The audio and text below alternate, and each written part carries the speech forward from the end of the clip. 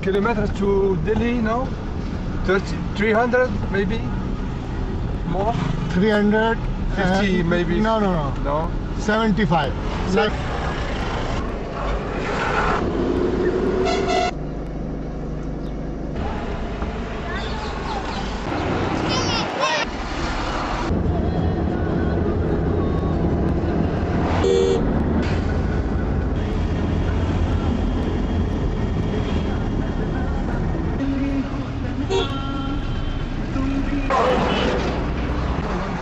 Sur cette route qui mène vers Delhi, Agra, il y a énormément de circulation.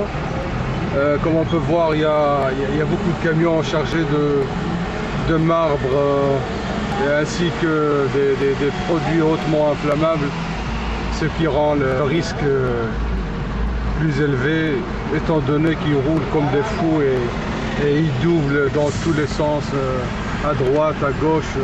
C'est très dangereux. Ils sont vraiment inconscients et ils s'en foutent. Ils croient qu'en klaxonnant ils s'en sortiraient, mais bon, on voit quand même de temps en temps un camion renversé. Aïe. Quel bordel, regarde, oh là là. There is many people, many drivers, crazy. L'autre il passe de l'autre côté. Aïe.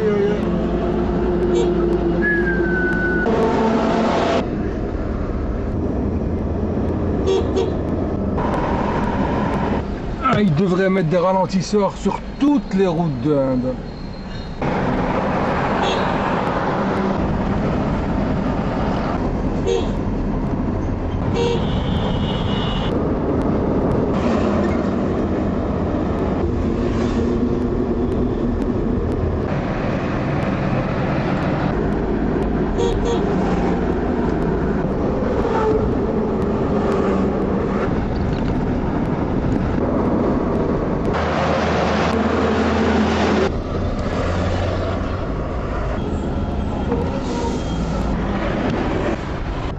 Voilà un président de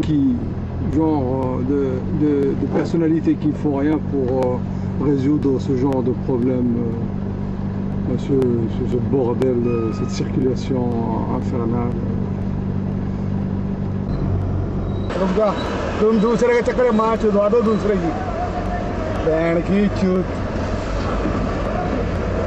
Quel bordel! Ouais, policeman, il ne fout rien du tout!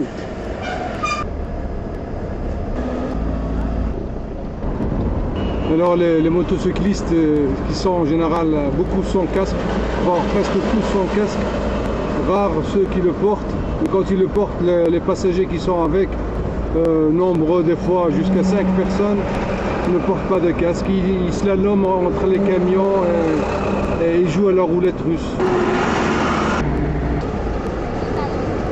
Et ben voilà, après ce périple de 14 jours dans le Rajasthan, c'est le retour à Delhi. Dans le centre de Delhi, il y a énormément de choses à voir dans ce pays, mais bon, je continue encore, peut-être une semaine ou deux, et puis bon, je retourne, je commence à être fatigué. 9 mars.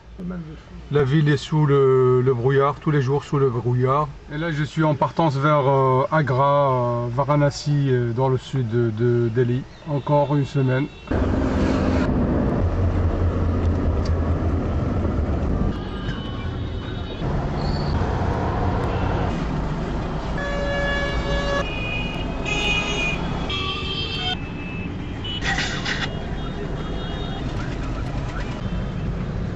Qu'est-ce qui peut bien gérer cet agent de police dans cette circulation chaotique? Je fais un break stop dans ce café-restaurant. Quelle brutalité! Ah là là, la circulation est infernale, la saleté partout. Ah, c'est trop. Je ne demande qu'une chose pour le moment, c'est pouvoir foutre le camp de l'Inde parce que j'en ai ma claque. Il me reste encore une semaine. Il y a heureusement des belles choses encore à voir. Et voilà, mais patience.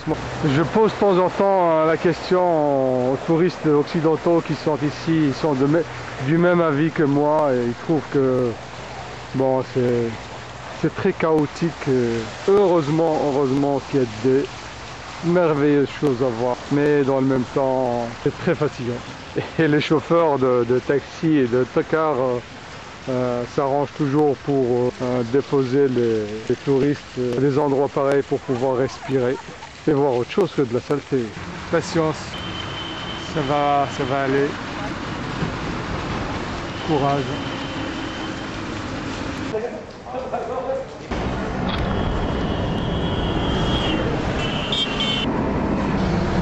Eh bien voilà Agra avec tout son eau, c'est très très moche.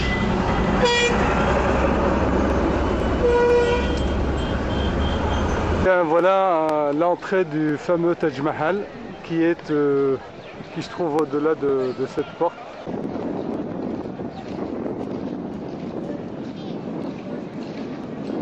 Oh là là, fabuleux, fabuleux, quelle merveille! Alors là, c'est dommage quand je ne peux pas aller avec ma caméra jusqu'au bout parce que c'est interdit tout simplement. On ne peut filmer qu'à partir de cette porte, à partir d'ici. Voici l'une des grandes merveilles.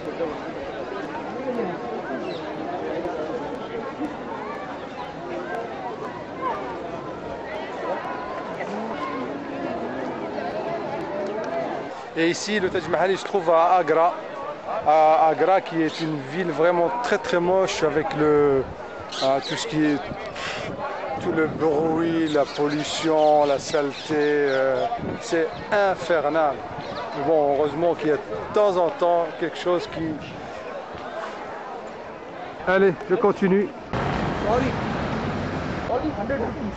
Voici le fort de Agra.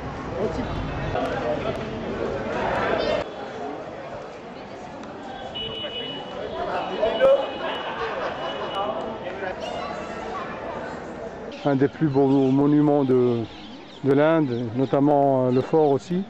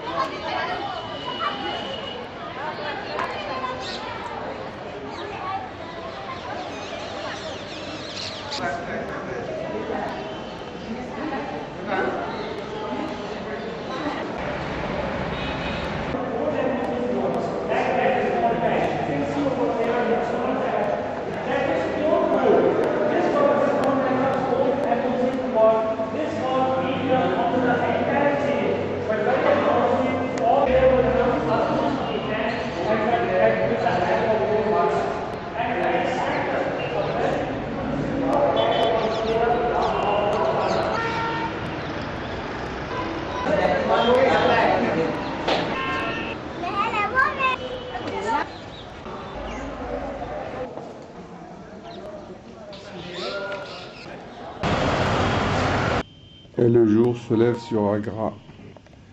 Le bruit qui commence déjà maintenant. Et qu'est-ce qui klaxonne tout le temps, merde.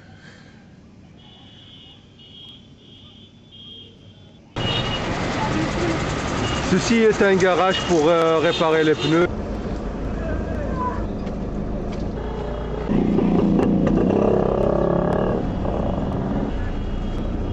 Ces gens qui sont sur la route, ils vont marcher durant des jours pour environ 200 km pour aller à un pèlerinage où ils vont jeûner pendant 9 jours.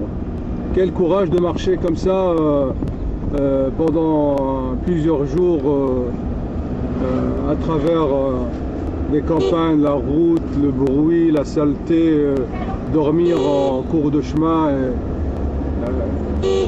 Quel amour pour leur Dieu. Et ils sont très très très nombreux. C'est incroyable. Tout le monde va au pèlerinage. Et le long du chemin, il y a plein d'endroits pour se restaurer. Et évidemment, plein de crasses le long de la route. Ah, si au moins leur Dieu pouvait parler un jour et leur dire de ne plus salir parce qu'il y a trop de saleté. Mais vraiment trop. J'ai jamais vu autant de saleté. C'est incroyable.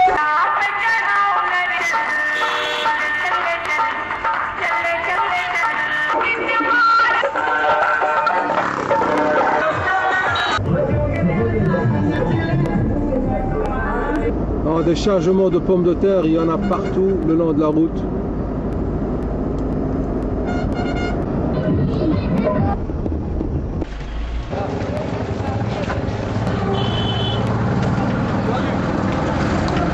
Voilà, là je suis à Fatih Pour Sikri.